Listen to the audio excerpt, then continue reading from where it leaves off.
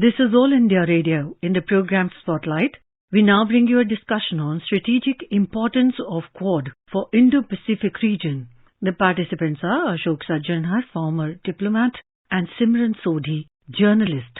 Quad nations, that is India, Australia, Japan and the United States foreign ministers met recently in Tokyo, and there has been a renewed vigor among the Quad nations to work together, especially in light of what some nations like China, for instance, have been aggressive and have not followed the rules-based order in the international system. Ambassador Sajjanhar, when you see this grouping getting together in Tokyo, also we find that there have been statements, especially coming from the US, which point to the fact that they would like the Quad to get stronger and bigger. How do you see this development in terms of the security of the Indo-Pacific?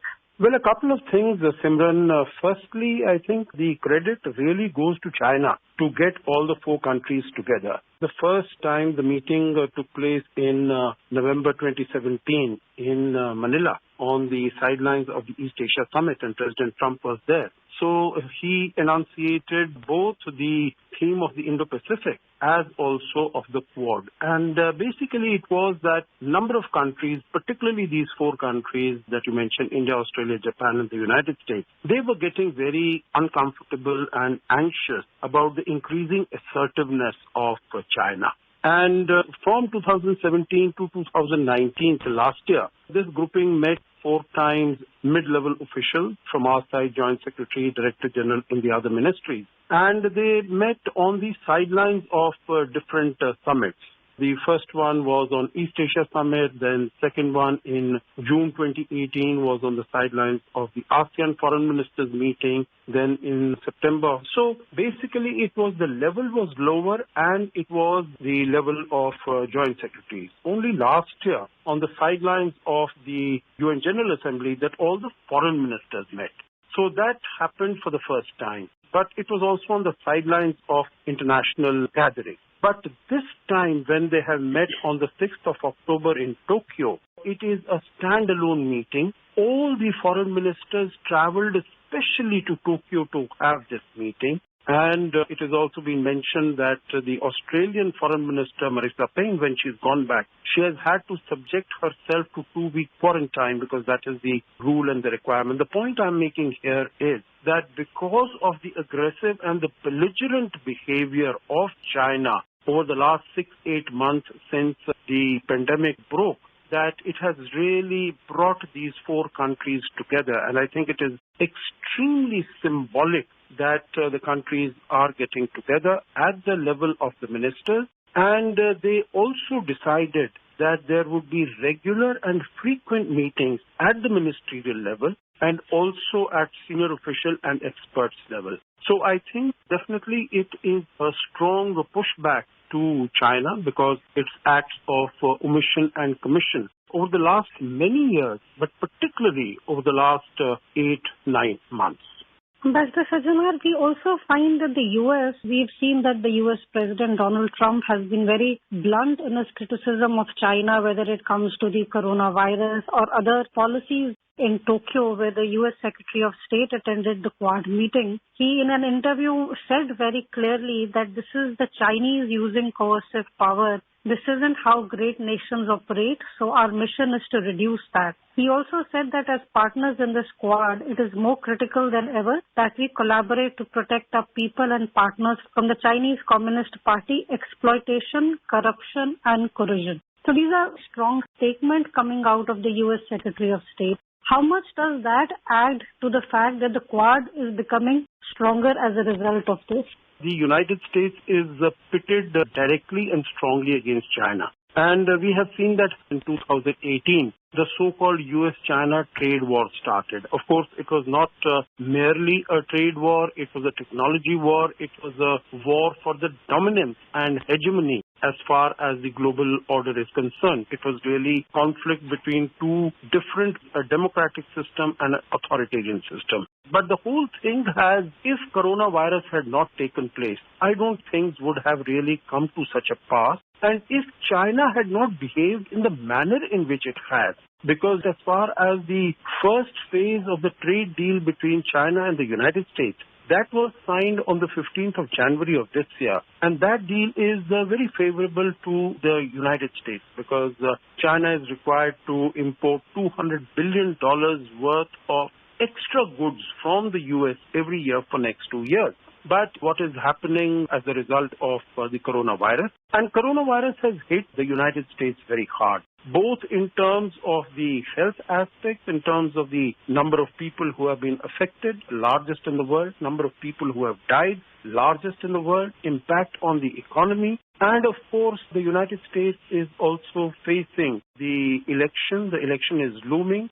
So all these things have compounded and brought out this opposition of the United States against China. And the United States made that point that it was less the encouragement of the United States as far as the other three members are concerned, and more the interest of these three countries to present a unified stand in the face of Chinese aggression across the board that was responsible for this meeting coming together. The point, I presume, what Mr. Pompeo wanted to make is that all these three countries, India, Australia, and Japan, have their own issues with China, which is of course correct. India has the problem on Ladakh border. We know that Australia has been really pushed back on the economic cooperation front, and as far as Japan is concerned, China has been going relentlessly both in the sea and in the air to threaten Japan as far as the Senkaku Islands are concerned. So I think interest of all these four countries, all of that has come together to bring out this strong response against China. Mr. Sajjanhar, we also see that the U.S. Deputy Secretary of State yesterday in Delhi, he made a statement where he said that this informal grouping which brings together India, Australia, Japan and the U.S. could also be opened to other countries that support a free and open Indo-Pacific region. How do you look at this idea that Quad could get more countries from the region? Do you think that would be a good, positive thing and it would ultimately give more teeth to the Quad? When Prime Minister Modi had spoken at the Shangri-La Dialogue in 2018, he had spoken of the Indo-Pacific as a free, open, inclusive, transparent entity. So I think as far as the Quad is also concerned, we have been open to the idea that other countries could join it. You would recall that during the period of the COVID-19, we have had meetings at Deputy Secretary level, that is at our Foreign Secretary level, amongst the four Quad countries plus New Zealand, plus Vietnam, plus Republic of Korea. So it's a Quad plus arrangement that has come to deal with the COVID-19 issues in terms of sharing of the best practices, sharing of the experiences, how the countries can work together. So I think there are a number of areas in which different countries could come and join, depending upon what is the issue that is being discussed. For instance, we have seen Simran in the South China Sea. It is Vietnam. It is their prospecting for oil and gas, whether it is their fishing trawlers. There has been aggressive behavior by China against that. Also against Malaysian vessels which are prospecting for oil and gas, against Philippines also, against Brunei also, even against Indonesia, which was really instrumental in getting the outlook for the ASEAN on the Indo-Pacific. So there are a number of countries within the region which could be interested to join hands with the Quad. Of course, it would not be possible for the whole of ASEAN to join in with the Quad because ASEAN is quite divided. There are a number of countries, Laos, Cambodia, which have been co-opted completely by China on its side, and they would not say anything against China. But then there are some other countries which also would be interested in the rule of law, in a free, open, rule-based Indo-Pacific, in the freedom of navigation, resolution of all disputes through dialogue. So these are issues definitely that several of these countries which have been at the receiving end of Chinese aggression and belligerence would be willing to join. And Japan has specifically mentioned some European countries in that context. France has a very robust Indo-Pacific strategy. The United Kingdom also is a capable and a willing partner. But that apart, I think the grouping definitely needs to expand while going forward. Even amongst these four countries, all four countries have a 2+2 at ministerial level between themselves. Even contemplate going forward that a 2+2 of all the four countries might take place sometime in the near future. Right now we have only the foreign ministers meeting, and that has been confirmed that it will be held on a regular basis. But I think we can also look at in the near future a 2+2 formation as far as the four countries are concerned. Ambassador Sajjanhar, we also see that the Chinese reaction to the Quad in the meetings has been on expected lines. China has denounced the Quad as an attempt to contain its development. It has also urged the United States to drop its Cold War mentality. Do you feel that China realizes the issues that are driving nations together and are forcing nations in a way to act as a bulwark against the Chinese aggression? And we have seen that China's attitude with India, we have seen what has been happening in the last few months on the border. Do you feel that the Chinese will continue with their aggressive tactics? Or do you feel that the meetings of the Quad and such similar groupings will help push China back a little bit?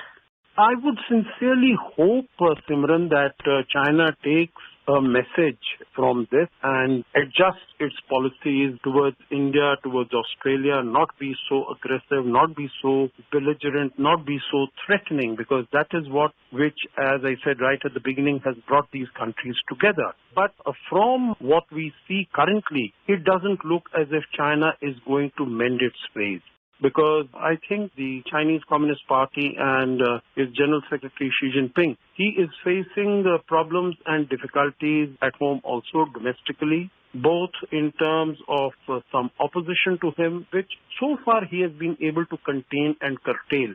So far there is no danger, but there is a major plenum of the Communist Party that is going to take place soon. And his leadership is going to be discussed, his leadership is going to be evaluated and assessed. So that is an important issue. I think till that time, China is not going to change its course.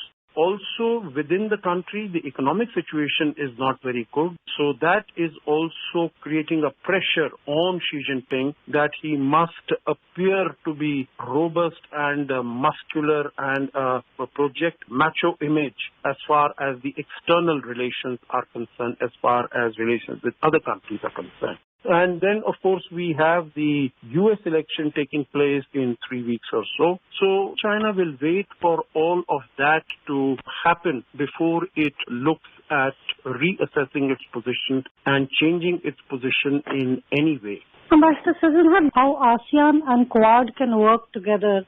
I don't think that the ASEAN 10, all 10 of them, and Quad will ever be able to work together. There are some countries which have been totally co-opted by China. You would remember that in 2012, when the ASEAN foreign ministers meeting took place in Cambodia, they were not even able to come out with a joint statement. That is because Cambodia was not willing to say anything against China.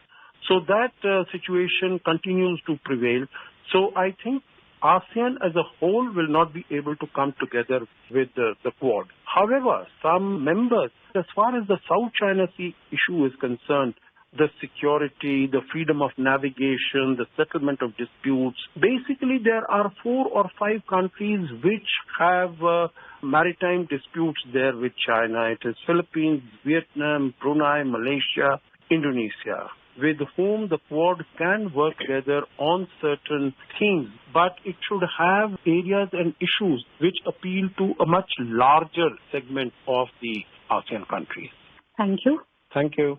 You were listening to a discussion on strategic importance of Quad for Indo-Pacific region. The participants were Ashok Sajjanhar, former diplomat, and Simran Sodhi, journalist. This program was produced and presented by the News Services Division of All India Radio. You can listen to it on our mobile app, News on AIR. This program is also available on our website, newsonair.com. You may email your opinion about this program at airnsdtalks@gmail.com.